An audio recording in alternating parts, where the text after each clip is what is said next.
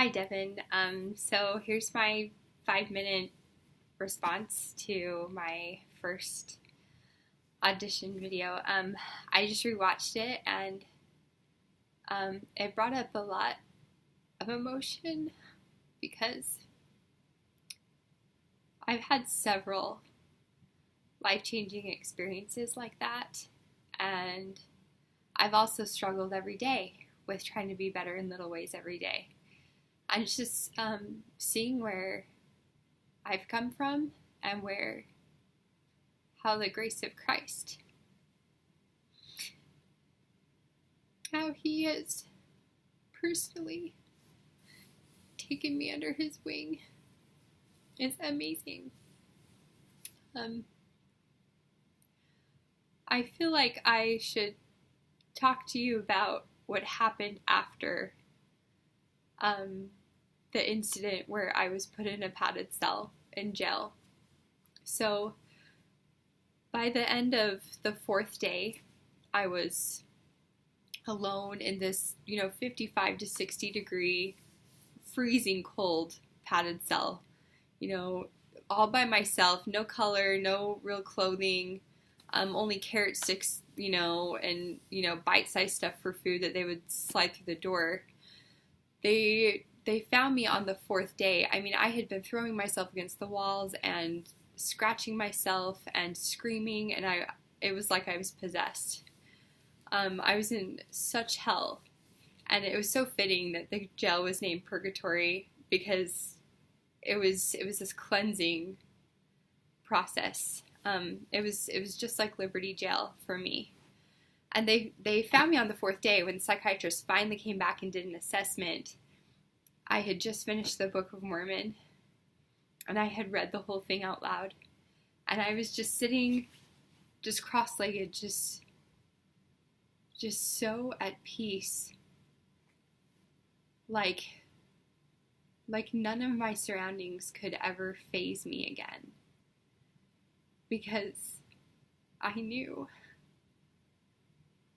in whom I trusted. I knew I could trust Christ and God. And I was still going through psychosis, that's the thing, but I was able to connect to my higher power. It's really, really hard to feel the Spirit when you're mentally ill. It's almost impossible. And that's why it's so amazing when those of us who struggle with depression and bipolar disorder and schizophrenia, when we actually do touch the Spirit and quiet those negative voices and tune in to the light of Christ, to the Holy Ghost, and to God and our angels, it's even more amazing because it's like we have this extra thing that's like barring us from that. And so I was so peaceful, even though I was still full-blown crazy, So I eventually got out of jail, and I still had so many struggles. I mean, even though I'd been through this amazing, cleansing Liberty Jail experience, I still had my depression and bipolar disorder and suicidal thoughts to deal with.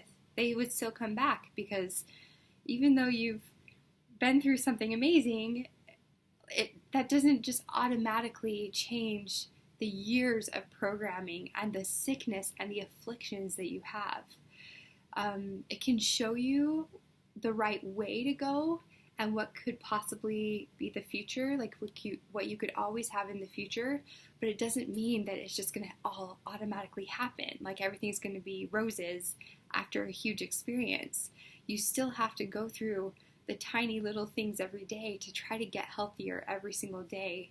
And so the grace of Christ was not only there in this big way when I was so lost and so near death, but it's there for me every day. He's been carrying me. It's like that poem about two sets of footprints on the sand. And, and then when there's only one set, that's when He carried you. I don't think that that's accurate. I think that there's only one set of footprints on the sand because He is always carrying you, whether you realize it or not. because we're all bought with a price. And when we don't give our experiences and our frustration and the debt of forgiveness to him, he's already carrying us, and we're like, no, put me down, I can do this on my own. And that's not true. We need him every day. We need him in the good times and the bad, in the dramatic times and the not so dramatic times. But I'm sorry I'm going over time, but after,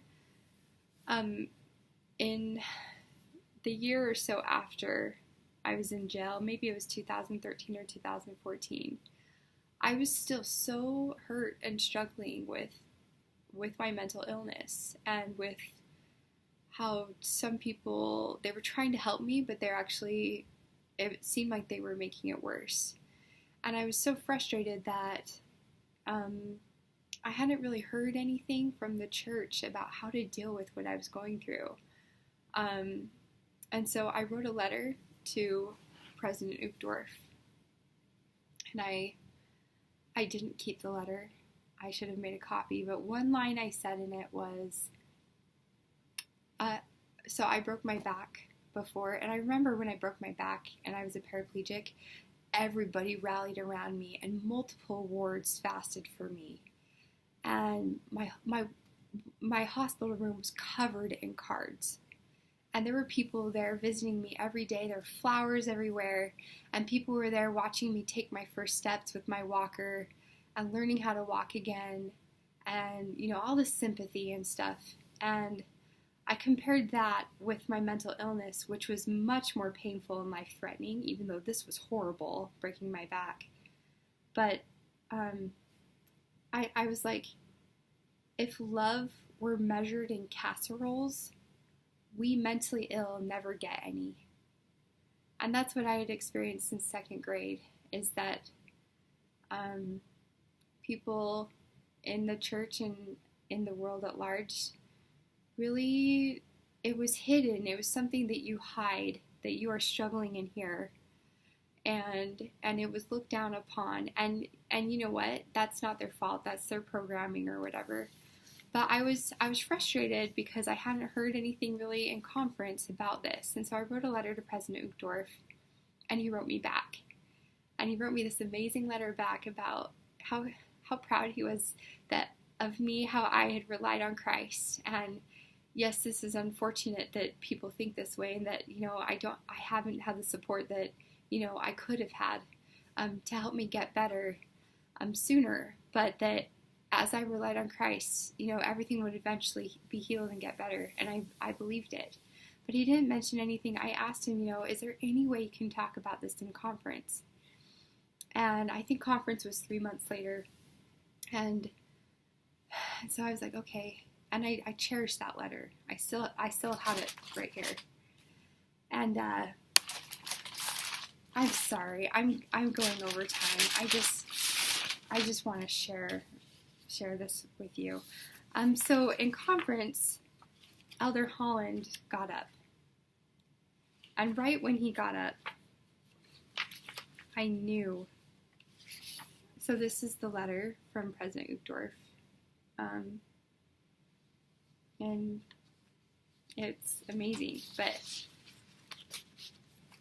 right when Elder Holland got up, I knew he was about to say something for me. And he got up and he started talking, and he delivered like a broken vessel. And it was just like, it was so personal. But it was more personal than a lot of things that I felt personally, like, this is for me. It felt like it was for me. And of course, like, I had made so many friends, from jail and from all these other things I'd been through, from being homeless and everything. And most of them were mentally ill, and it meant a lot to them too. And I had this sinking feeling that somehow I was connected personally to this talk. And I felt like my letter had gotten around to Elder Holland. But you know, I didn't have really any way to find out, so I just kind of let it go. And then 3 or so months after that, I work in the temple, and I was working in the St. George temple at the time. And I got out of the temple, and I was driving home, and this little voice was like, go to Harmon's. And so I went to Harmon's, and I'm walking around, you know, in my dress and in my heels, and why am I here? And I got to the frozen chicken, and I look up, and there was President Uchtdorf and his wife, like standing 3 feet away from me. And I ran the other direction. I ran right back down the aisle, and then the Spirit's like, stop, like he's here for you, and I sent you here, you know, to ask your question. And so I don't like bothering like prominent people because, you know, I don't want to take up their time, but I trudged back, and they're by the yogurt, and I just tapped him on the shoulder, and he turns around, yes, and he like grabbed my hand and started shaking it, and I said, President Uchtdorf, I don't know if you remember, but I wrote you a letter last year. And I said in my letter that if love were measured in casseroles, we mentally ill never get any. Because I knew that line he would remember. And his eyes just like went so big. He just lit up, and he started really shaking my hand, and he was like slapping me on the back, and he was like, you look so well, and I was like, thank you.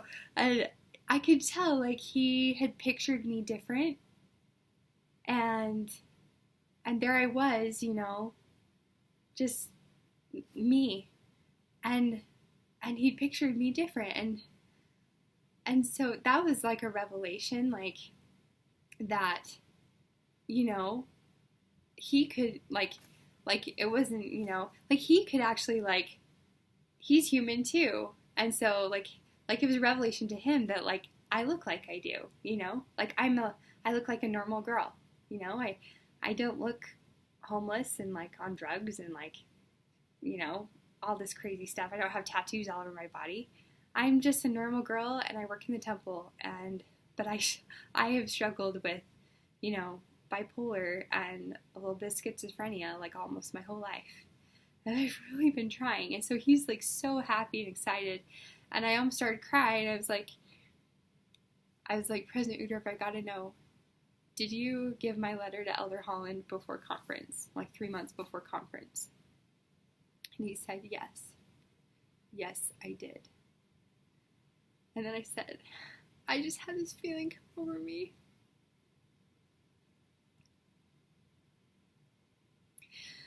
Again, that because of Jesus Christ, all will be made right.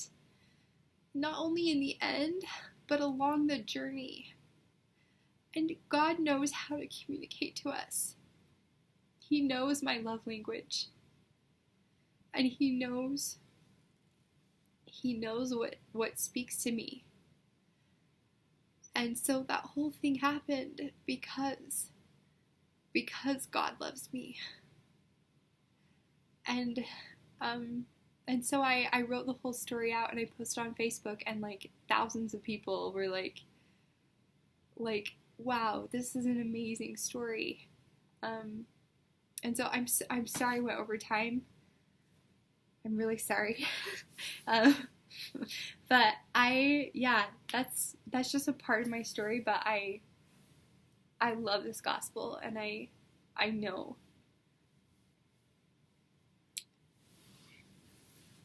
that I've been through these things for a reason,